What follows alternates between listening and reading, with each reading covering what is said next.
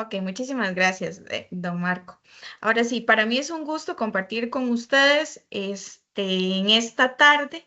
Esta conferencia virtual pretende hacer como un cierre de las diferentes conferencias virtuales que hemos dado a lo largo perdón, presenciales que hemos dado a lo largo del país con los diferentes asociados.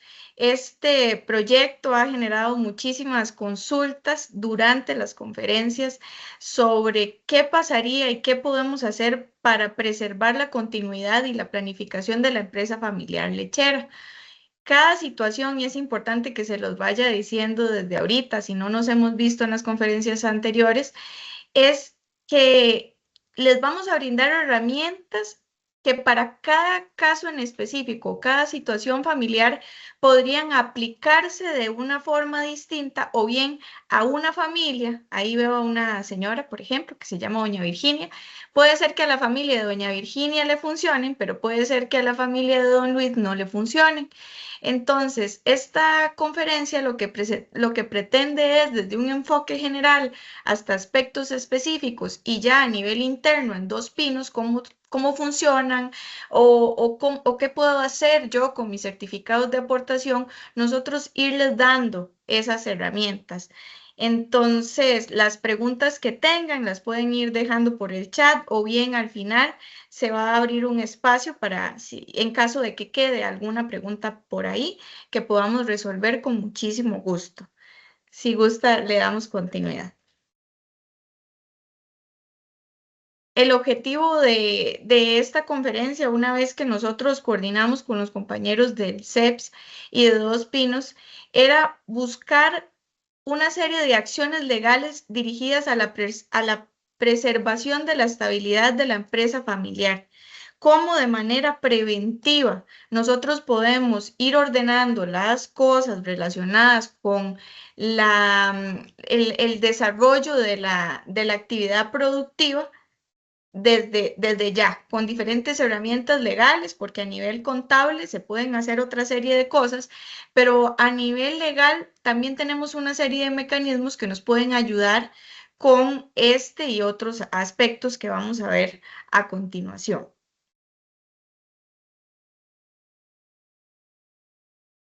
Siguiente,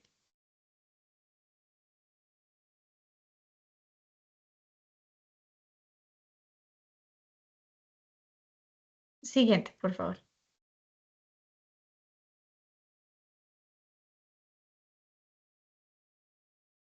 En principio, para hablarles de una de las herramientas preventivas que tenemos, es el testamento, que es una de las figuras que existen en Costa Rica para organizar el tema de la herencia, del patrimonio que tenga la persona.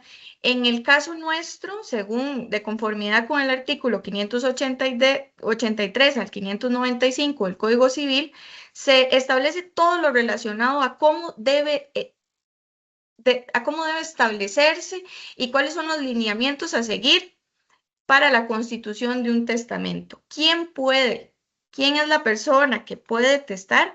Bueno, para que en nuestro país existen dos tipos principales de testamento. Existe el testamento abierto y ya les vamos a explicar por qué es una de las figuras que más se adecúan y las que más nosotros tendemos a recomendar. Y también existe otra figura que se llama testamento cerrado, y en ambos es necesario, y para que su validez sea procedente, necesariamente se tienen que cumplir con las formalidades que establece la ley. Siguiente, por favor. El testamento abierto es aquel cuyo contenido lo va a conocer el notario público y los testigos al momento de que se firma. Esto se hace ante un notario público, se acude ante un notario público de la elección y de la confianza de ustedes para que él, una vez que se converse entre las partes, tome nota y redacte el instrumento donde va a indicar cuál fue la última voluntad que esa persona tuvo. Entonces, ese testamento tiene que cumplir estrictamente con una serie de formalidades, y esto es muy importante porque los testamentos pueden ser cuestionados una vez que la persona fallezca, podría ser perfectamente que el testamento no vaya bien confeccionado desde un punto de vista de la forma, de los requisitos formales, y entonces podría ser que los herederos que estén inconformes con ese otorgamiento cuestionen ese testamento. Entonces, lo ideal es que ustedes acudan donde un notario público que tenga conocimiento de los requisitos formales. Por ahí podría ser que haya un micrófono abierto. Y entonces ese notario público nos indique, ¿verdad? Ok, una vez que tenga el conocimiento de cuáles son los aspectos y cómo ustedes quieren que se desarrolle, entonces que se indique el lugar, el día, el mes en que se hace el otorgamiento, tiene que ser leído y aprobado por la persona que lo va a emitir, y además tiene que ir firmado por 3 testigos. Todo se tiene que hacer en un único acto, y si este testamento se hace en otro idioma que no sea el español, se va a requerir de un intérprete. Por favor, la siguiente. El testamento cerrado es aquel que queda en secreto porque el notario público no conoce del contenido que tiene ese testamento, sino hasta la muerte del testador. Lo que se hace es que se le entrega al notario público el testamento, el notario público certifica y hace informe al Archivo Nacional sobre la existencia del testamento. Pero este testamento en la práctica no es muy utilizado, y también hemos visto que es uno de los testamentos que tiende muchísimo a ser cuestionado. Entonces, lo ideal es que si lo que se quiere es ordenar, como les decía anteriormente, de forma previsoria, lo idóneo es que se emita un testamento, pero que ese testamento consigne y cumpla con las formalidades, y si es posible, lo más idóneo es que se haga de forma abierta. Abierto no significa que todo el mundo va a conocer del testamento, sino específicamente el notario y los testigos a la hora del otorgamiento. Siguiente, por favor. ¿Quién puede hacer un testamento? Bueno, todas las personas que estén en pleno uso de sus facultades mentales. No puede testar una persona menor de 15 años o una persona que tenga alguna situación cognitiva que le impida hacer el otorgamiento del testamento. Siguiente, por favor. ¿Quién no va a poder recibir en herencia? Existen ciertos casos o una lista en específico de personas que no van a poder recibir en testamento. Por ejemplo, el tutor de un menor de edad, los maestros, cuidadores o pedagogos del menor, los médicos que atendieron al testador en la enfermedad que causó su muerte, un cónyuge adúltero, siempre y cuando esto se haya probado a través de una sentencia judicial, el notario que va a emitir el testamento, y si se intenta dejar a una persona que no esté en pleno uso de sus facultades familiares perdón, de sus facultades mentales, esta disposición podría ser nula si se le otorga a una tercera persona. Estas limitaciones no impiden legados de agradecimiento ni disposiciones aparentes. Por favor, la siguiente para explicar el tema del legado. Porque dentro de un testamento existen los herederos, pero también existe una figura que se llama legado. La figura del legado consiste en que ustedes sí pueden específicamente dejar indicado en el testamento que quisieran dejarle, por ejemplo, que lo he visto, la casa donde vivía el peón ganadero, que se segregue y se le otorgue al peón. O sea, un legado va a ser un bien en específico, que como última voluntad yo pretendo que se le entregue a una persona en específico. Las personas jurídicas, las asociaciones, las fundaciones, las sociedades anónimas, las sociedades de responsabilidad limitada sí pueden heredar por testamento, Pero es importante también decirles que a nivel de Código Civil se establece en el artículo 595 la excepción de que el testamento debe de garantizar alimentos para los hijos menores de edad hasta su mayoría de edad, las personas con discapacidad que dependan de ustedes o el padre o el cónyuge mientras necesiten ayuda y mientras, por ejemplo, no se puede disponer en un testamento y decir, bueno, yo quiero que todo lo mío le quede a mi hermano, pero yo tengo hijos menores de edad. O sea, yo tendría necesariamente que asegurar la condición y los alimentos de esa persona menor de edad al momento del otorgamiento. Porque, ¿qué pasa? Si yo dispongo que todo va a ser para mi hermano y muero, entonces después, y mi hijo es menor de edad, después se abre un proceso sucesorio en el cual lo primero que el juez de forma previsoria tiene que tomar es garantizarle a ese menor de edad los alimentos, la pensión alimentaria y otra serie de cosas que ya vamos a ver más adelante que pueden ocurrir dentro o a lo largo de un proceso sucesorio. Por favor, también ya se explicó. Gracias.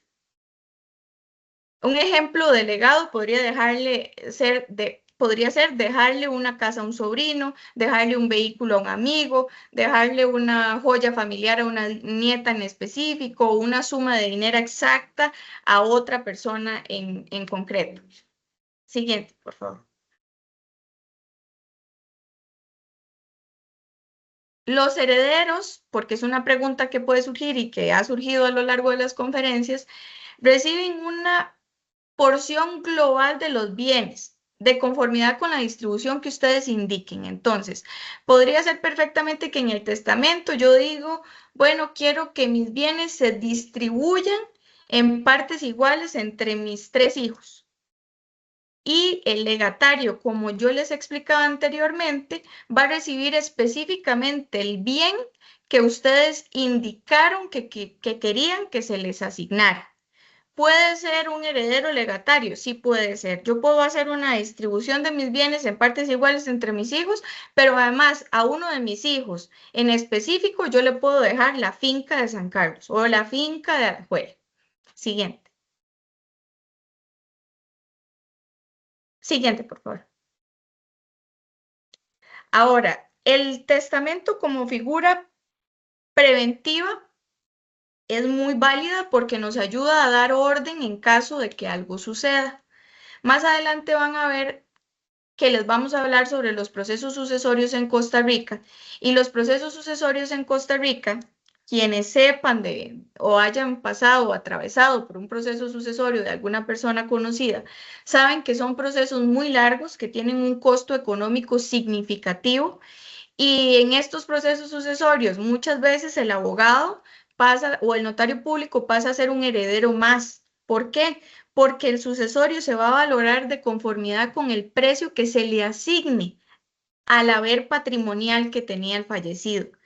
Entonces, es muy importante que, como les explicaba al inicio, si bien de manera preventiva la figura del testamento nos funciona, tienen que saber, y también me encantaría que esto quedara lo más claro posible la tarde de hoy, que el otorgamiento de un testamento implica de igual forma que se abra un proceso sucesorio. Entonces, yo puedo dejar el testamento confeccionado ante el notario público y muchas personas piensan que nada más eso es suficiente y que la distribución se va a hacer.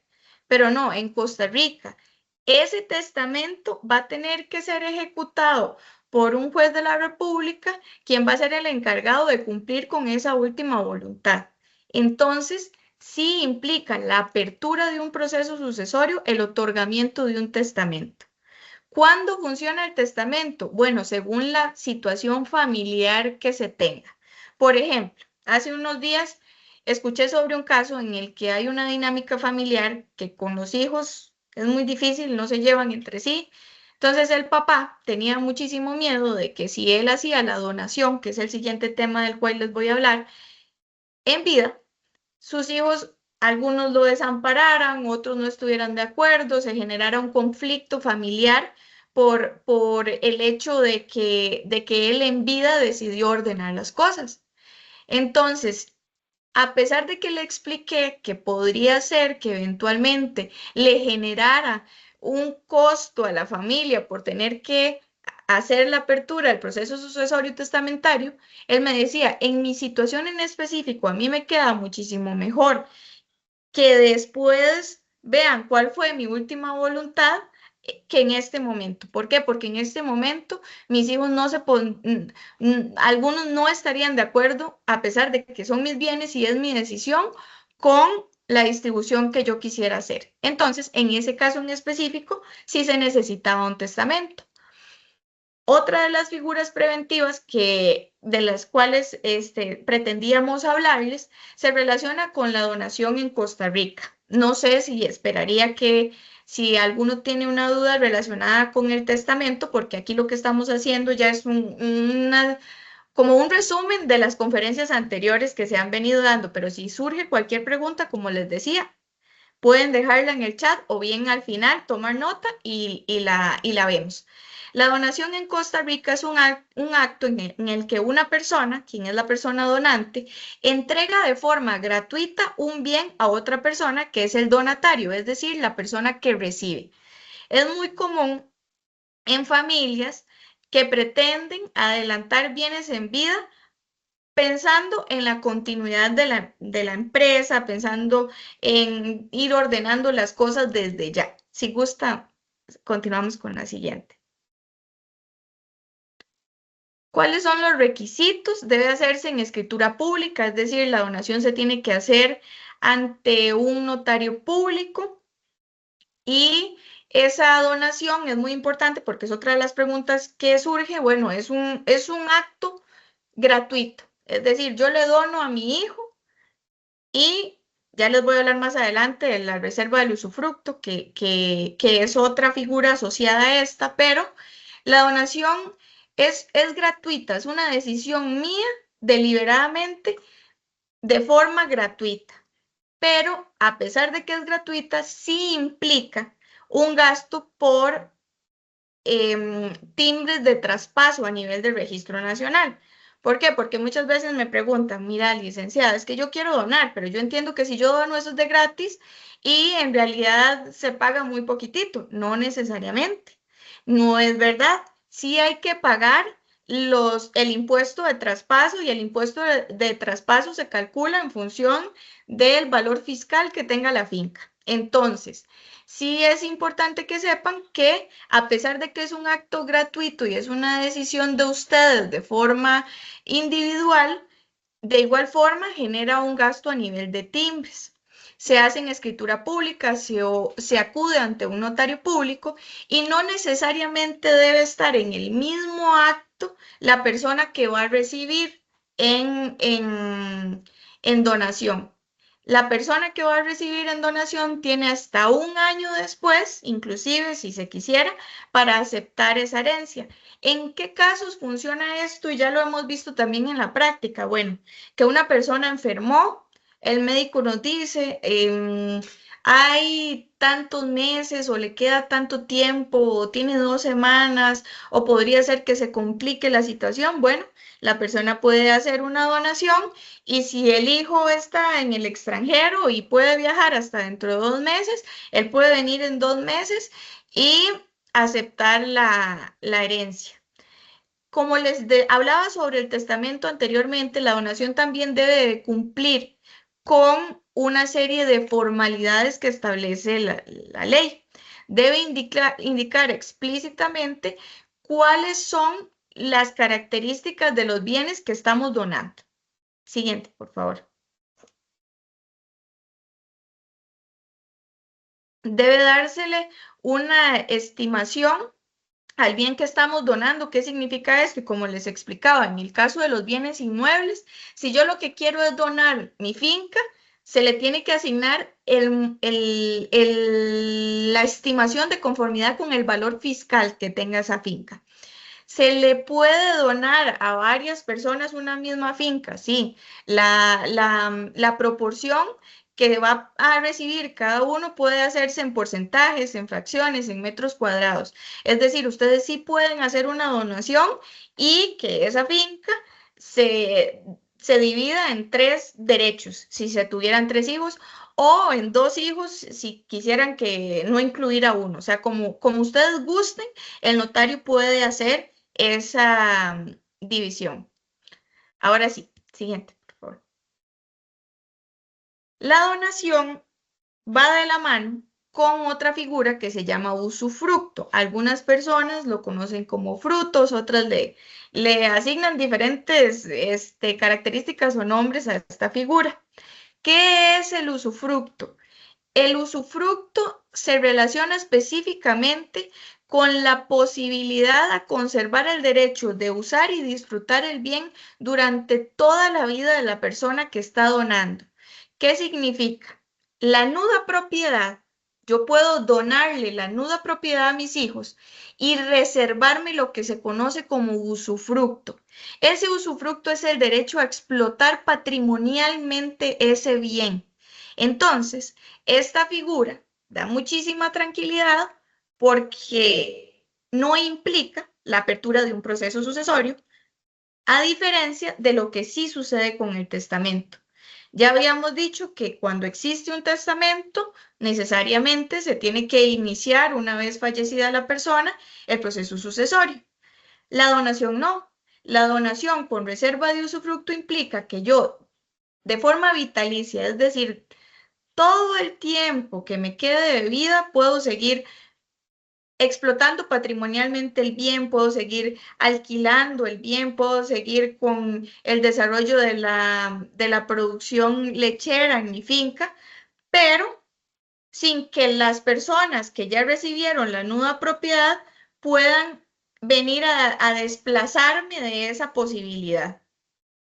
Es una garantía que se nos da y además, cuando la persona fallece, el usufructo se cancela. Se hace una escritura, se le remite al Registro Nacional, que tiene un valor muchísimo menor, casi que simbólico, en comparación a lo que puede ser un proceso sucesorio. ¿Qué es uno de los temas o qué es uno de los aspectos a considerar también con la reserva del usufructo? Que bueno, los nudos propietarios, que son los hijos, podrían, bueno, yo digo los hijos, pero podría ser la persona que ustedes decían, no podrían hipotecar el bien, no podrían vender el bien, no, para todos esos movimientos registrales necesitarían la firma del usufructuario. Entonces es una forma de limitar el margen de acción de los nudos propietarios, porque el usufructo lo tiene la persona de forma vitalicia hasta su fallecimiento. Entonces, como garantía, es una figura preventiva que se adecua a muchísimos casos y lo he visto en las últimas semanas que nos dicen, bueno, licenciada, yo lo que quiero es ir como apartándome un poco de la empresa y yo quisiera como ir ya ordenando. En mi caso, la situación con mis hijos es muy buena y yo quisiera hacerles la donación y reservarme el usufructo sin problema porque sé que después, ya una vez que se les explica, se puede cancelar y esto no les dejaría a ellos un proceso sucesorio caro al final. Por favor, la siguiente. Es decir, el donatario se va a convertir en el dueño del bien, pero no puede disfrutarlo plenamente cuando exista el usufructo. El donante va a mantener el derecho del uso, como les decía, y va a recibir los frutos del bien. Y como bien espero les haya quedado lo más claro posible, este usufructo termina con la muerte del usufructuario o también en muchas ocasiones el usufructo se establece a un plazo determinado. Entonces se dice, bueno, el usufructo va a ser por 15 años y ya en 15 años ese usufructo se puede cancelar. Siguiente. Siguiente, porque ese ya básicamente lo hablamos en el... Entonces, como beneficios, permite que el donante mantenga el uso y el disfrute del bien mientras viva, facilita la planificación patrimonial y sucesoria, dado que asegura una transición ordenada de los bienes y ayuda a evitar conflictos entre herederos o familiares al establecer claramente quién va a ser el propietario y quién va a disfrutar del bien temporalmente. Y esto se hace en vida. Entonces, es una decisión que ustedes están tomando en vida y que no traería tantos problemas como muchas veces sí pasa a nivel de testamentos y sus cuestionamientos, porque cuando los herederos que no fueron incluidos en un testamento se dan cuenta de que no fueron incluidos, vienen todos los cuestionamientos y las demandas al testamento y a cuestionar el testamento porque yo no estoy conforme con la última voluntad de mi mamá o de mi papá.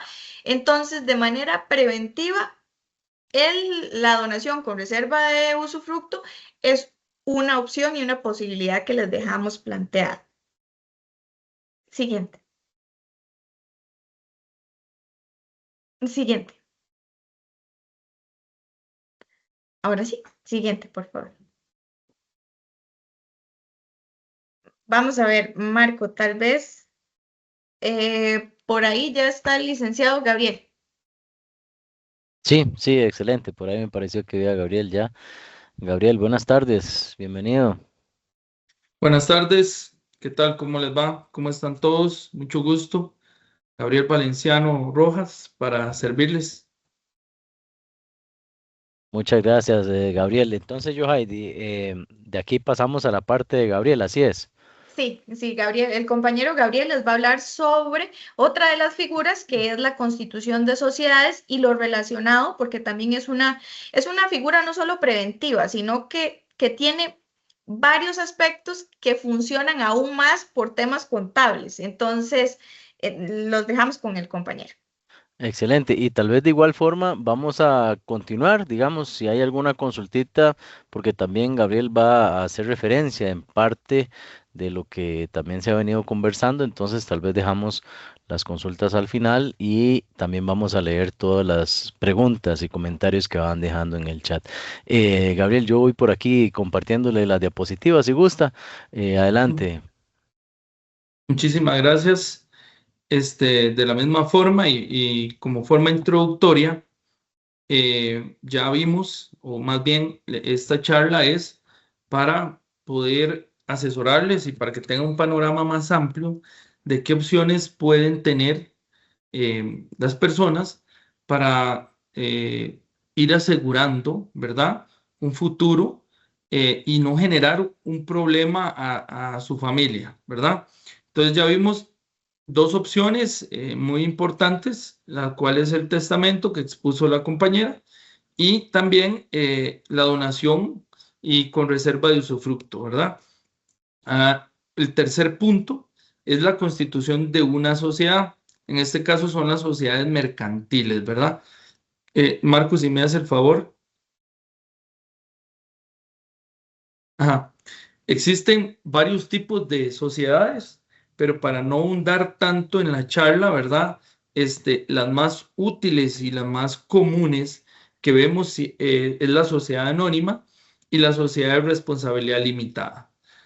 ¿Cuál es la diferencia entre una y otra? Bueno, la mayor diferencia es que la sociedad anónima posee una junta directiva compuesta por 4 integrantes, y la sociedad de responsabilidad limitada no tiene junta directiva, sino que lo que tiene es un gerente y un subgerente o dos gerentes por lo general. Entonces, ¿en qué caso usar una o en qué caso usar la otra? Bueno, cuando yo solo soy una o dos personas las que estamos en la sociedad, por ejemplo, yo y mi esposa, ¿verdad? En ese caso, pues usamos una sociedad de responsabilidad limitada y no dependemos de otras dos personas más para integrar la junta directiva porque en este caso no se requiere. Entonces, cuando hay una cantidad de personas menor, se usa la responsabilidad limitada y cuando ya se requiere una junta directiva un poco más formal, pues una sociedad anónima. Pero en general son muy similares y son las más utilizadas. ¿Por qué? Bueno, por aspectos de responsabilidad. ¿Por qué? Porque yo no, en estas dos sociedades, yo no respondo con mi propio capital, sino que La sociedad es un capital y es una persona totalmente diferente a mí. Entonces, yo constituyo una sociedad y genero automáticamente un patrimonio aparte de mi patrimonio, ¿verdad? El cual yo puedo manejar, yo puedo firmar por esa sociedad, pero no, yo no respondo por lo que pase con esa sociedad, ¿verdad? Entonces, si la sociedad tiene deudas o si la sociedad la persigue la caja o el Ministerio de Hacienda, bueno, es el patrimonio que está ahí. O al contrario, si yo soy el que tengo deudas y tengo situaciones legales, pues yo respondo a título personal, pero mi sociedad y todo el patrimonio está ahí protegido. Entonces, ¿cuál es el uso más común que se le da a este tipo de sociedades? Bueno, precisamente eso, ¿verdad? El ser tenedora de bienes y la protección de los bienes que yo vaya a tener. Enfocándonos en la empresa lechera, ¿verdad? Es una muy buena opción que se puede generar para poder proteger e incluir a mi familia y poder delegar mi finca y el negocio, ¿verdad? A mis futuras generaciones, ¿verdad? No solamente mis hijos, sino que ahí pueden entrar posteriormente nietos y demás. Eh, También los costos es un beneficio. Como veíamos y vemos, vamos a ver más adelante el proceso sucesorio, pues evidentemente es una opción para evitar el tener que ir a un proceso sucesorio y generar un atraso, problemas a nuestros familiares y también gastos innecesarios, ¿verdad? Como decía la compañera, el abogado termina siendo similar a un heredero porque ya tiene que pagársele una cuota considerable. Entonces, básicamente esas son las dos sociedades más utilizadas. Las demás, pues, genera cierto grado de responsabilidad y eso no es lo que queremos. Si me puede ayudar, Marcos. Ajá. Eh, Como decíamos, el elegir la sociedad correcta protege el patrimonio, permite evitarnos un sucesorio y son las más reconocidas, ¿verdad? Para las empresas familiares lecheras. Siguiente, Marco. Ajá. Ahora sí, ya vimos la comparación entre una y otra, que básicamente es la cantidad de integrantes. En el resto son muy similares, ¿verdad? Hay unos nombres que cambian, como los cuotistas o socios, ¿verdad? Pero generalmente es lo mismo. La siguiente, Marcos.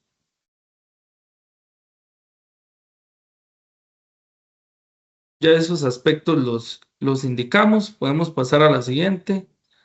Administración, el uso común, denominación. Siguiente.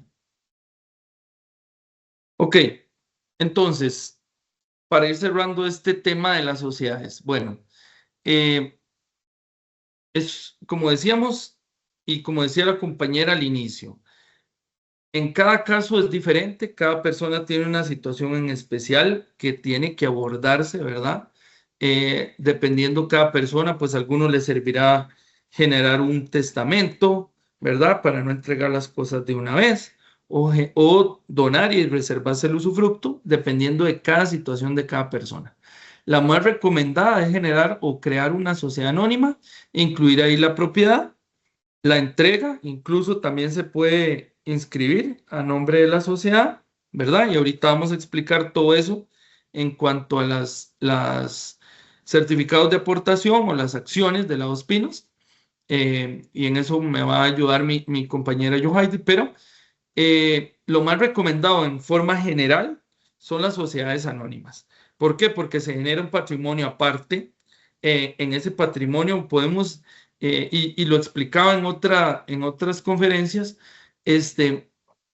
lo visualizaba como un canasto, ¿verdad? En términos coloquiales.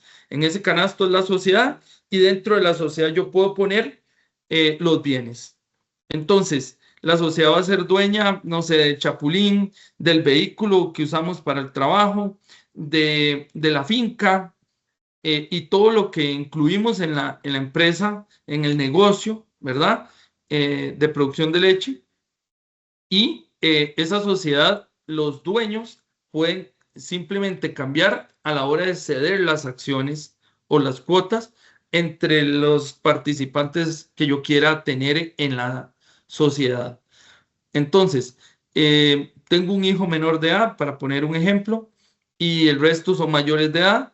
El hijo menor de edad no puedo incluirlo como socio ni dentro de la junta directiva porque él no puede tener voz y voto, es menor de edad, no tiene la capacidad de actuar, pero yo me reservo las acciones que le vaya a dejar a ese menor y puedo cederle a los demás hijos, a mi esposa y demás. También puedo, ellos pueden devolverme las acciones a mí y podemos, o sea, se puede hacer lo que se quiera. Las sociedades tienen la particularidad que también, ¿verdad? Viéndolo como un canasto donde metemos las cosas, podemos cambiarle el nombre, podemos cambiar la junta directiva, podemos cambiar quién firma, el domicilio, un montón de cosas. Todo se puede variar sin necesidad de un trámite mayor y tampoco un gasto mayor. ¿Ok? Entonces, las sociedades sí son una muy buena opción para todos los casos. ¿Qué pasa, verdad? Si no utilizamos, si no hacemos nada, bueno, ¿qué pasa cuando yo me muera?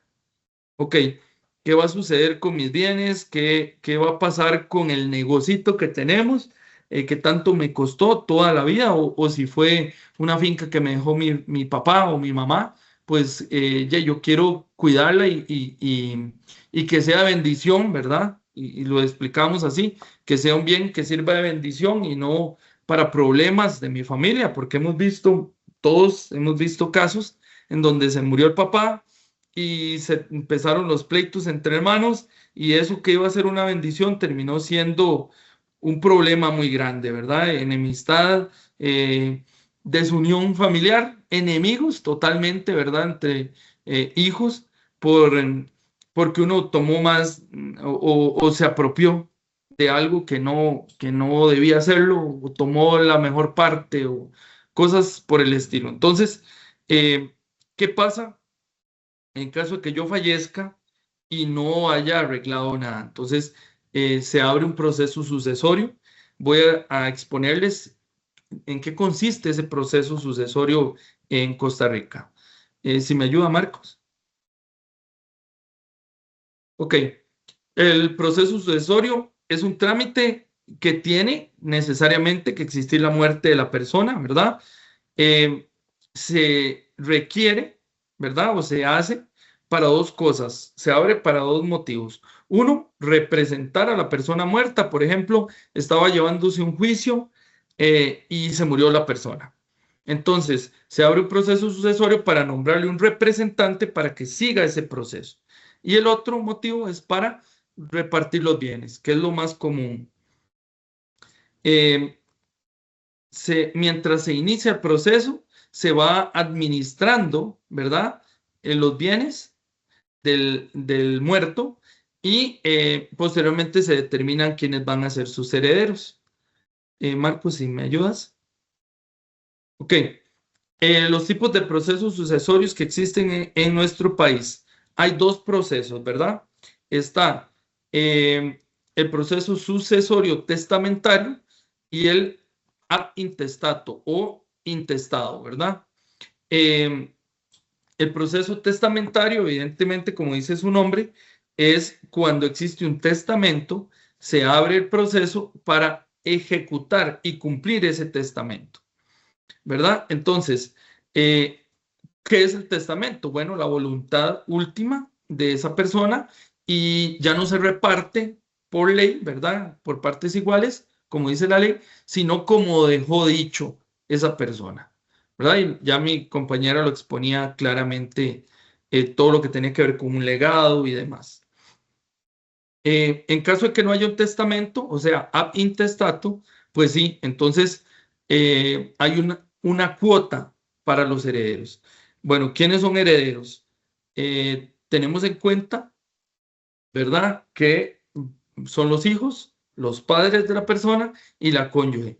El el Código Civil establece unos niveles de quienes pueden ser herederos, ¿verdad? Pero lo más común o la primera escala de herederos, vamos a tener a los hijos y los padres de la persona muerta.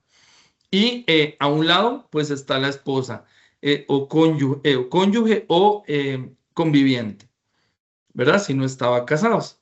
Ahora sí, esa persona, si adquirió los bienes por esfuerzo mutuo de la pareja, ¿verdad? Su esposa, pues tiene derecho a recibir una porción igual a un 50%. O sea, la mitad de lo que él tenía le corresponde o tiene derecho la esposa.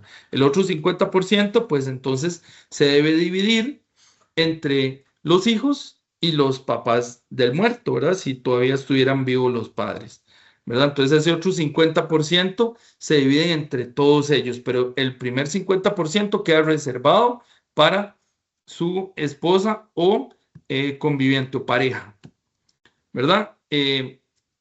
La siguiente filmina, Marcos, por favor. Ok, también existen dos vías para tramitar los procesos sucesorios, que es la siguiente, sería la vía judicial y la vía notarial. Judicial, pues evidentemente se hace ante un juez, un juzgado civil. Ahora los procesos pasaron a los tribunales colegiados, ahora se ven por medio de los tribunales colegiados, que es una reforma que acaban de hacer en nuestro país, pero se lleva ante un juez, ante un tribunal, ¿verdad? Bueno, en realidad son 3 jueces. Y todo se lleva ante el Poder Judicial, el proceso se inicia y se termina en esa vía, y el que va moviendo el proceso y dirigiéndolo, resolviendo, es un juez, ¿verdad? Entonces, hay un respaldo en ese sentido de que el juez aplica la ley como tiene que ser, ¿verdad? Y va moviendo el proceso ante el juez. El abogado simplemente y las partes hacen las solicitudes y el juez va dirigiendo el proceso.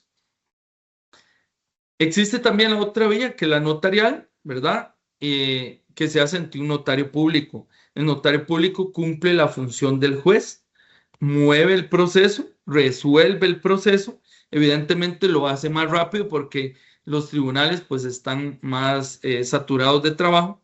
Sin embargo, existe una muy gran responsabilidad ante el notario y si él se equivoca, pues ya el proceso puede generar conflictos, ¿verdad? ¿Cuándo se puede llevar en la vía notarial y cuándo no? Eso es optativo, pero no pueden existir menores de edad para poder hacer el proceso en vía notarial. No puede haber personas con alguna discapacidad que no le permitan valerse por sí mismas ni tomar decisiones. Entonces ya no podríamos llevarlo a la vía notarial. Y la otra opción es que no puede haber conflicto. Si hay uno de los herederos, generalmente un hermano, ¿verdad?, que está haciendo problema, que va en contra de todos, que es común verlo también, ¿verdad? En ese caso ya hay contención y hay que pasarlo o ir a la vía judicial, quiera o no. ¿Para qué? Para que esa persona ponga a su abogado por aparte y pueda hacer valer sus derechos ante el juez y resolverlo. Entonces, la vía notarial es optativa, ¿verdad? Sin embargo, se requiere de esas 3 requisitos para poderlo llevar en vía notarial.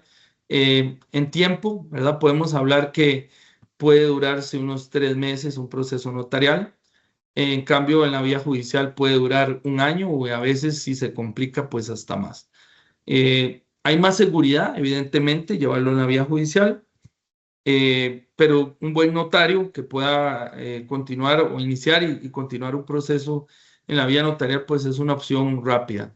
Generalmente, y es muy práctico hacerlo cuando qué sé yo, la persona fallece y solo tiene un hijo o no tenía hijos y solo la esposa. Cuando es uno solo el heredero, pues ya se sabe que nadie le va a reclamar nada y en vía notarial es una muy buena opción.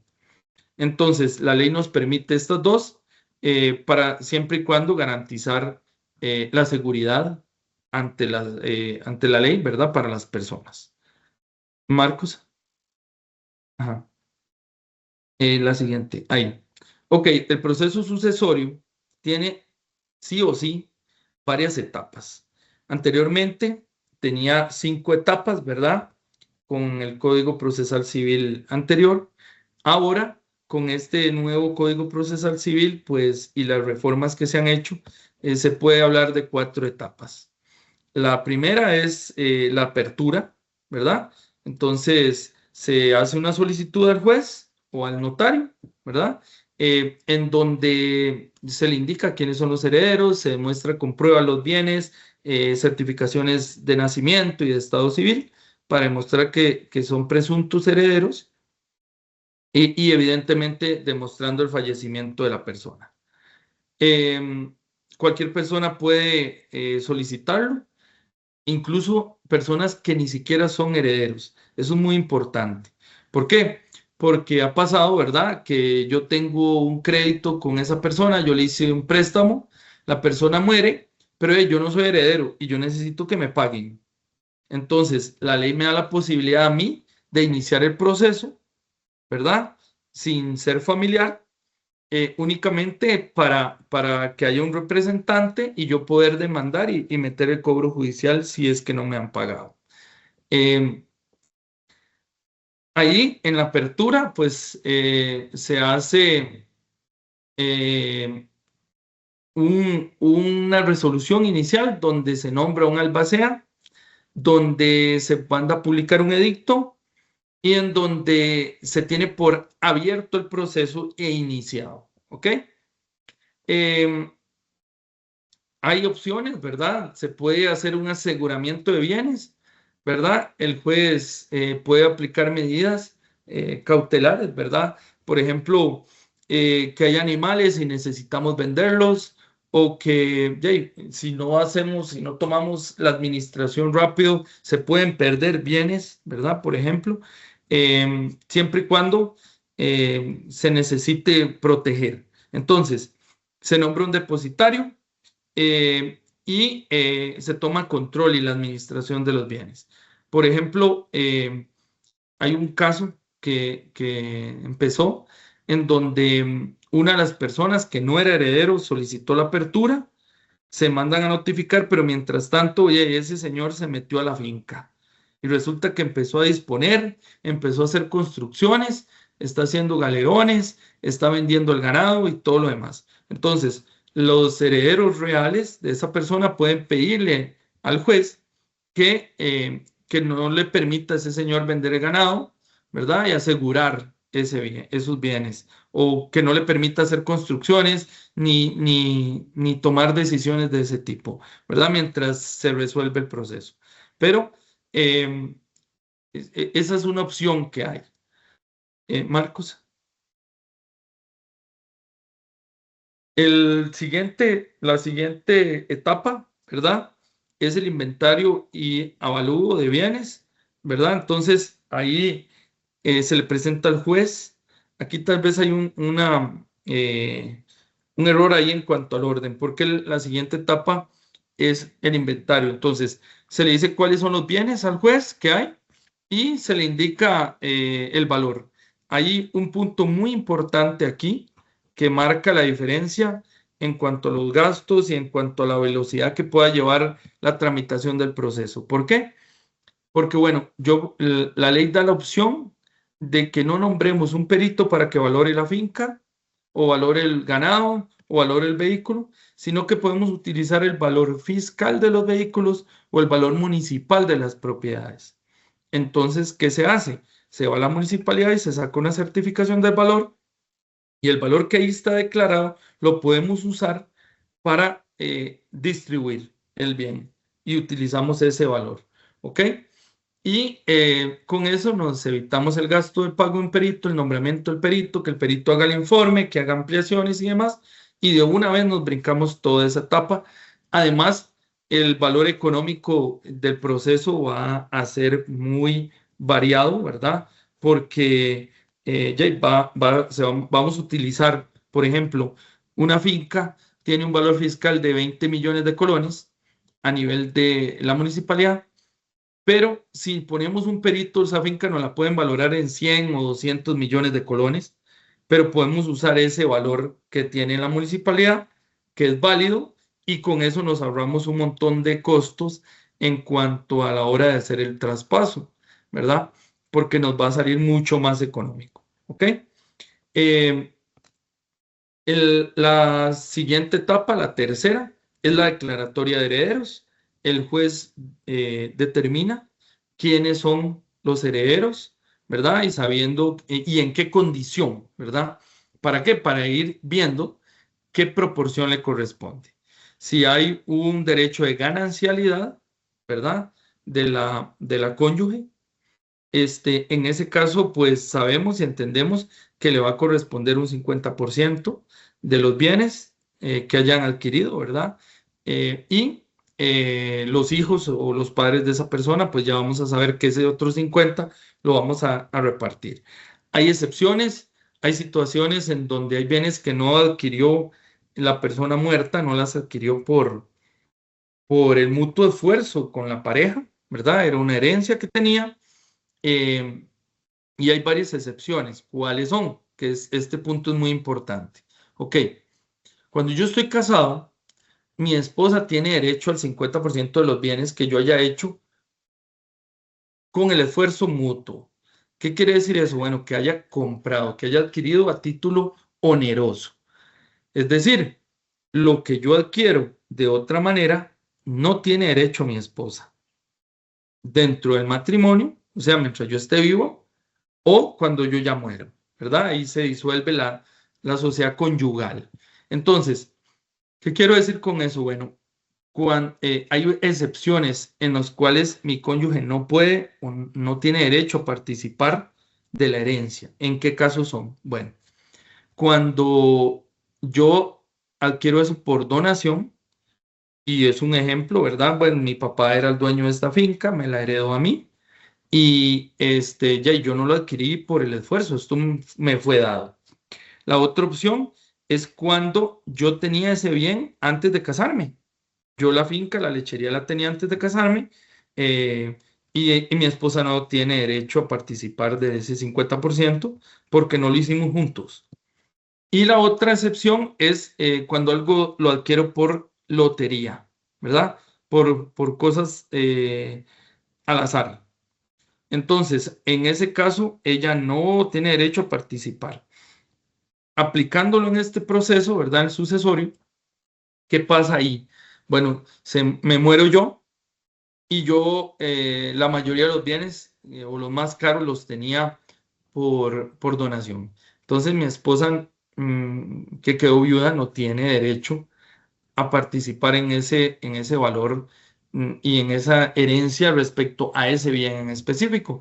Entonces, ella puede entrar en dos condiciones. Una, a recibir el 50% de ganancialidad, pero en el caso de que no sea tan rentable, ella puede entrar como cualquier heredero, ¿verdad? Hay bienes en los que ella no tiene participación y ahí el juez decide, ¿verdad? Pues qué es más favorable para ese cónyuge. Si recibir su 50% en unos bienes, por ejemplo, unos carros viejos, y ya, o participar igual que todos los otros herederos en un porcentaje. Un ejemplo, hay 5 hijos o 4 hijos y ella pues entraría como un quinto, ¿verdad? A recibir una quinta parte y listo. ¿Ok? Ahí en esta etapa tercera se declaran quiénes van a ser los herederos y una vez que ya tengamos esas 3 etapas, podemos pasar a la última etapa, cuarta, que es la distribución, ¿verdad? Entonces, Marcos, si me ayudas.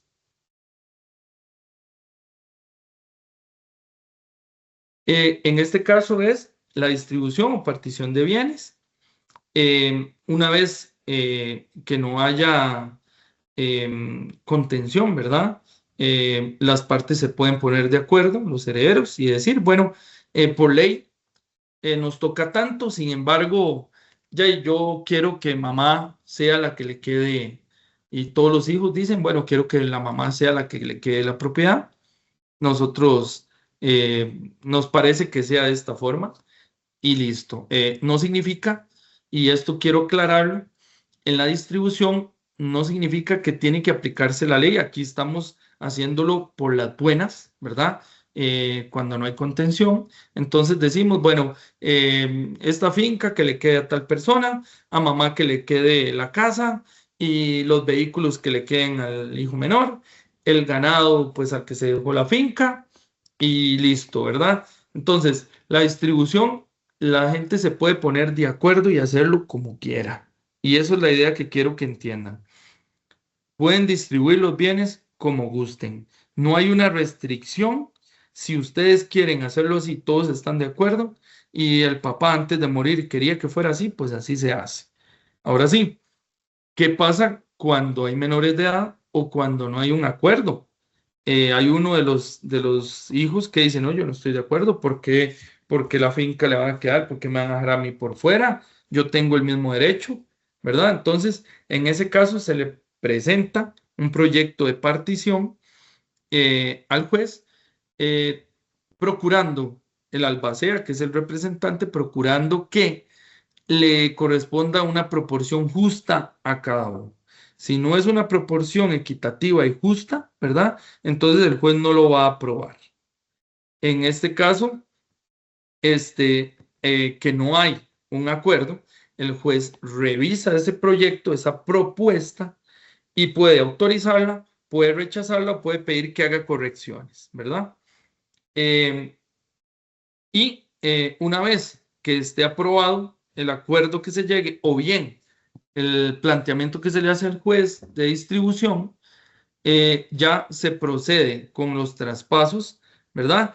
Y implicaría el cierre del proceso, donde el juez incluso solicita que ya, si no hay administración ni legajos de administración, pues se haga un cierre y se archive el proceso, ¿verdad?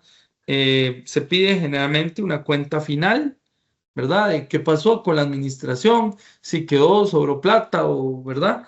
Se da cuentas, el albacea tiene que dar cuentas de qué pasó. Si se queda un bien por fuera, y eso pasa mucho, ¿verdad? O derechos de terceros que tienen una deuda a su favor y no llegó al proceso, pues se puede pedir una reapertura. Se puede pedir que se vuelva a abrir el proceso. No implica que una vez cerrado no se pueda iniciar nuevamente. ¿Por qué? Mira, apareció un vehículo o un bien X que no se distribuyó. Entonces se vuelve a abrir el proceso y se vuelve a distribuir esa cosa en particular. Marcos. El costo de los procesos sucesorios, ¿verdad? El testamento generalmente tiene un costo entre 80, 100 mil hasta los 250.000 colones, dependiendo de la complejidad, lo grande que sea, ¿verdad? La siguiente. Ahí está para hacer el cálculo. La siguiente, Marco. Ajá, sí, podemos avanzar. Ok. El costo de una donación de los bienes, o sea, como decía mi compañera, depende del valor fiscal que tenga. Ahí poniendo el ejemplo de 1 millón de colones, ahí lleva un cierto coste de gastos, ¿verdad? Y poneme la siguiente, Marcos. Ahí está. Tiene un costo general de 92.000 colones, ¿verdad? En gastos de timbres, impuestos de transferencia. También se cobran los honorarios del abogado y el IVA, ¿verdad? Entonces, dependiendo del valor que tenga el bien que queramos donar, pues así vamos a pagar en gastos, en honorarios y en IVA. Un proceso sucesorio, judicial o notarial, ¿verdad? Dependiendo del valor total de la masa hereditaria, generalmente es un 10% del valor.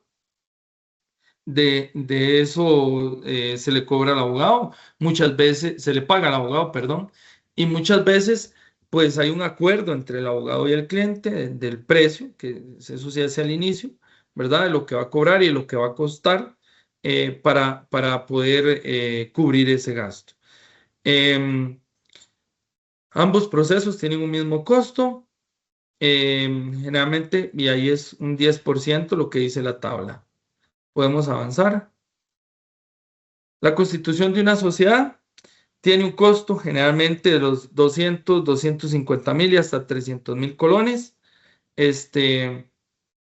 Los derechos de registro, solo los timbres, son como 90,000 colones, correcto. Se publica un edicto, se hace por medio de una plataforma digital y una sociedad, el tiempo que se dura constituyéndose es como unas 24 horas o 2 días, ¿verdad? Máximo. Si no tiene efectos, ya en un día, de un día para otro, ya está inscrita y se le genera una cédula jurídica. Siguiente. Ok, acá está, ¿verdad? Ya vimos las 3 opciones que hay, que era el testamento, la donación, que es en vida que se puede disponer, o crear una sociedad e incluirlo. Hay un cuarto punto, o una cuarta opción que se llama fideicomiso. Los fideicomisos en este caso es un fideicomiso de administración, ¿verdad? En donde se le traslada a un tercero la propiedad para que la administre en beneficio de otra persona. Entonces, implica 3 personas, yo que estoy transmitiendo, que me llamo fideicomitente, otra persona que va a ser el propietario, se llama fiduciario, y el beneficiario, a favor de quién se va a administrar ese bien, que se llama fideicomisario. Entonces, estas 3 personas tienen son las encargadas de generar este fideicomiso para que haya una administración. ¿En qué caso se usa un fideicomiso de administración? Bueno, cuando yo tengo, por ejemplo, un hijo con una discapacidad mental.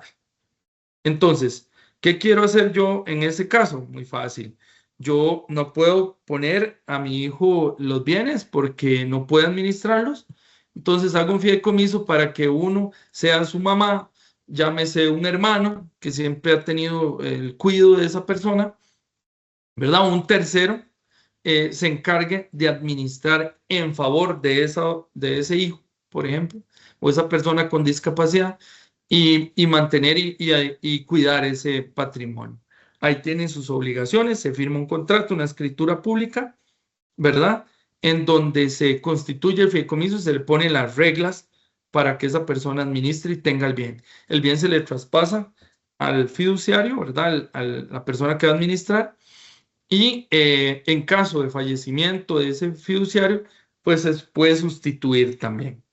Es una opción, no es común, no se da, ¿verdad? La palabra fideicomiso viene del término fides, del latín fides, que significa confianza, fe, ¿verdad? Entonces yo tengo fe en esa persona y le pongo para que administre los bienes. Se usa mucho en los dineros, ¿verdad? Yo tengo un dinero en mis cuentas, pero no quiero dárselo a mi hijo porque tiene un vicio o porque no sabe administrar bien.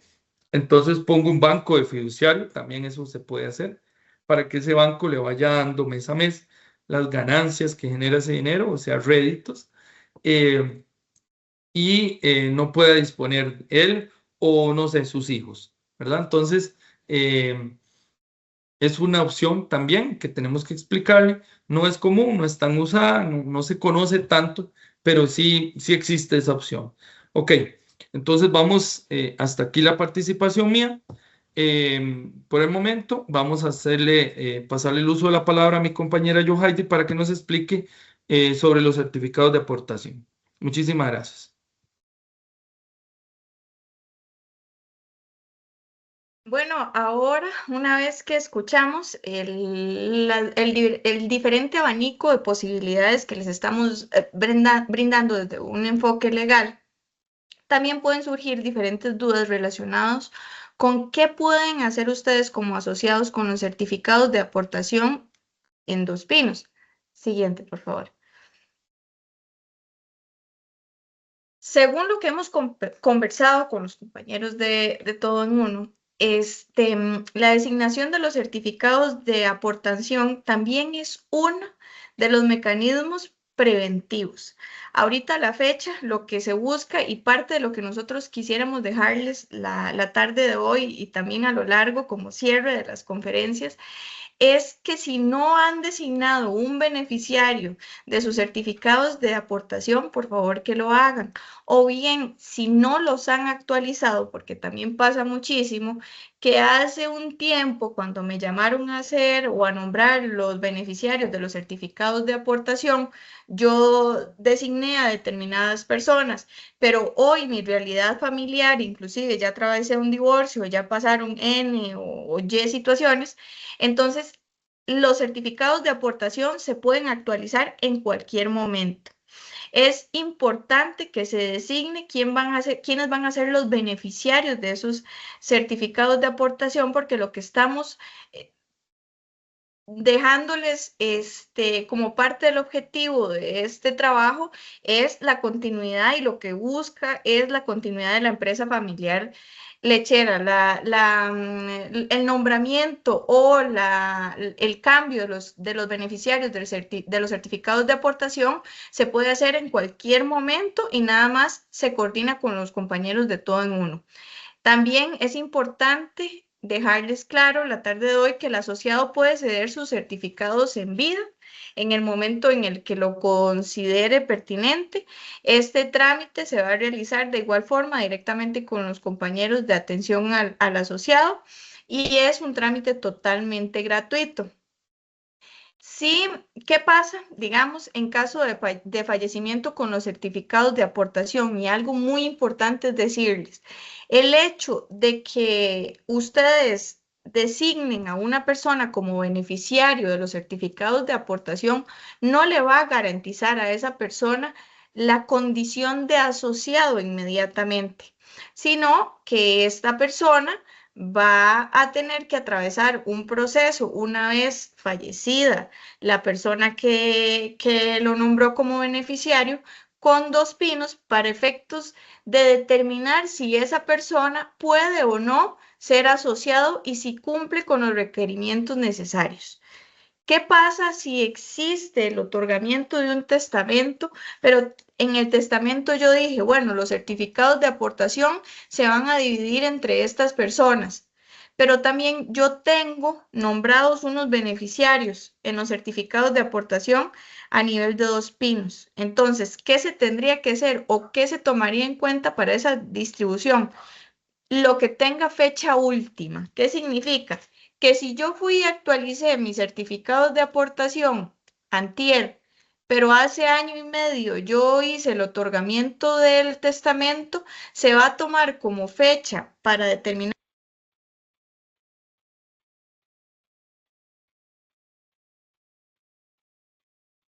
Heidi, disculpe, se le silenció el micrófono. Sí, tuvimos un detallito ahí en Ahí, en el ¿desde hace audio. cuánto? Ahora sí, Acaba, unos 5 Heidi. segundos, sí, acaba de Sí, sí. pasar. Ok, entonces siguiente, por favor. Muchas gracias, compañeros. Ahora, ¿es posible, que es una de las preguntas que también surgen muchísimo, constituir un usufructo sobre los certificados de aportación? No es posible. No se puede constituir un usufructo como si es posible en la figura de donación. ¿Por qué? Porque los certificados de aportación son personalísimos. ¿Qué significa eso? Que le van a pertenecer a una persona en concreto. Por eso es, y ustedes, muchísimos de ustedes ya saben, que ante una persona jurídica, ante 2 pinos, no puede ser dueña de los certificados de aportación como tal. Una persona jurídica sí puede, a través del régimen especial agropecuario, ser quien factura la leche y a quien se le paga la leche. Entonces, como lo explicó muy ampliamente el compañero, yo puedo constituir una sociedad anónima y a través del régimen especial agropecuario pedirle a 2 pinos que esa sociedad sea la que factura y a quien se le paga la leche. Pero de forma individual, yo como dueña de los certificados de aportación, sigo estando registrada ante 2 pinos y yo soy la asociada. O sea, no se puede determinar o no puede una persona jurídica adquirir la condición de asociado, porque los certificados de aportación le van a pertenecer a una persona física. Siguiente, por favor. Y eso es una de las preguntas que más surgieron a lo largo de las conferencias, porque por supuesto lo que estamos buscando es ordenar. Entonces, si ya tenemos una sociedad anónima que se encarga de toda la parte operativa de la empresa, podemos pretender y buscar que entonces también sea quien se encargue de todo lo relacionado con Dos Pinos. Pero en el caso de los certificados de aportación no es posible. ¿Qué va a pasar si yo solo tengo una sola finca y tengo varios hijos? Entonces, pasa muchísimo que los certificados de aportación yo decidí que se van a dividir entre mis 3 hijos, pero yo solo tenía un hato y una unidad productiva. Entonces, una vez que la persona fallece, esos beneficiarios tienen 90 días para ponerse de acuerdo sobre quién de ellos va a ser el representante ante Dos Pinos, es decir, quién va a ser el dueño de los certificados de aportación, o bien podría ser perfectamente que uno de los hijos diga: no, yo no quiero trabajar con mis hermanos, yo voy a alquilar mi propia finca y voy a establecer todas las condiciones suficientes para que para yo seguir operando de forma individual. Entonces, podría ser que entre los hermanos se pongan de acuerdo, o podría ser perfectamente que no se pongan de acuerdo, pero cada uno va a tener que cumplir con las formalidades y los requerimientos necesarios para ostentar la condición de asociado. Si no existen beneficiarios, bueno, en este caso, casi que nos han dicho los compañeros de Dos Pinos que en este punto ya son muy poquitos casos quienes no tienen beneficiarios nombrados. De igual forma, los certificados de aportación podrían ser parte de la discusión de un proceso sucesorio, pero recordemos que a Dos Pinos lo que le va a interesar es seguir recogiendo esa leche y la continuidad de la producción lechera. Entonces, si no se ponen de acuerdo definitivamente, esos certificados de aportación se van a liquidar, y en realidad lo que se le va a pagar a esos herederos en un proceso sucesorio va a ser el valor de los certificados de aportación. Siguiente, por favor. ¿Qué pasa durante esos 90 días desde el fallecimiento de la persona y el tiempo en el que la familia se tiene que poner de acuerdo? Bueno, Dos Pinos le va a seguir recolectando la leche y realizándose los pagos respectivos. Si el beneficiario decide continuar, los certificados se le van a transferir, y para continuar tiene que tener una unidad productiva propia o arrendada, hato e instalaciones adecuadas para el desarrollo de esa producción lechera. Me preguntaron en alguna oportunidad en una de las conferencias si era posible que yo otorgue un poder en vida para que las personas hagan en nombre mío algunas gestiones o movimientos a nivel de Dos Pinos.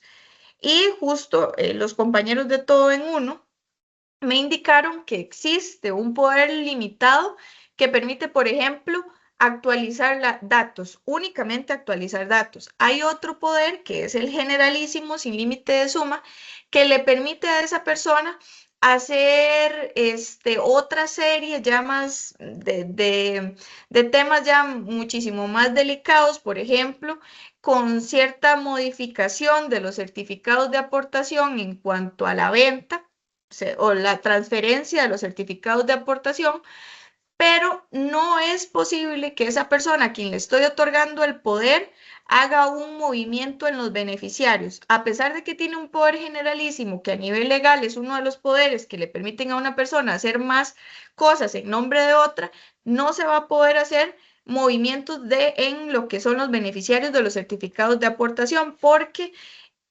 parte de lo que les he dicho ampliamente, eso es una situación personalísima y solo lo va a poder hacer el asociado.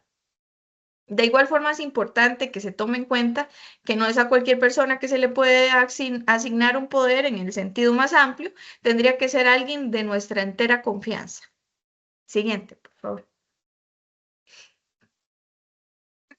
Ahora, como les presentamos la opción de una sociedad anónima, podría ser perfectamente que entonces los hijos digan, bueno, queremos seguir trabajando en sociedad y todos tener cierta cantidad de acciones o cuotas cuando corresponda dentro de la sociedad. Pero, como les decía, en Dos Pinos la sociedad no puede ser la dueña de los certificados de aportación. Entonces, esa familia, y también lo escuché en algunas de las conferencias, se tendrá que poner de acuerdo para que uno de ellos sea el representante ante Dos Pinos. Entonces, también aquí entra otro tema, porque ¿cuándo funciona de manera preventiva esta figura? Bueno, cuando existe confianza plena en que esa persona que vamos a nombrar como la dueña de los certificados de aportación, pero ya en el entendido de que forman parte de la sociedad, porque somos socios, esa persona podría hacer movimientos de los certificados de aportación, podría cambiar los beneficiarios de los certificados de aportación, porque al ser personalísimos le pertenecen a la persona. Entonces sí es un poco delicado que si no existe a nivel familiar una relación de confianza, se use esa figura para la administración de los certificados de aportación, porque la persona que los va a tener, a pesar de que ya acordamos en la sociedad que lo vamos a desarrollar de X o Y forma, quien es dueño de los certificados de aportación puede hacer lo que le plazca con los certificados de aportación. Y es muy importante dejarlo claro. Si el asociado fallece sin la designación y los herederos no logran, como les decía, ponerse de acuerdo durante ese periodo, lo que corresponde sería eventualmente la liquidación, y de ahí vendría el final, digamos, de esa unidad productiva y de ese proceso, que es justamente de forma preventiva lo que estamos buscando que suceda. Por favor.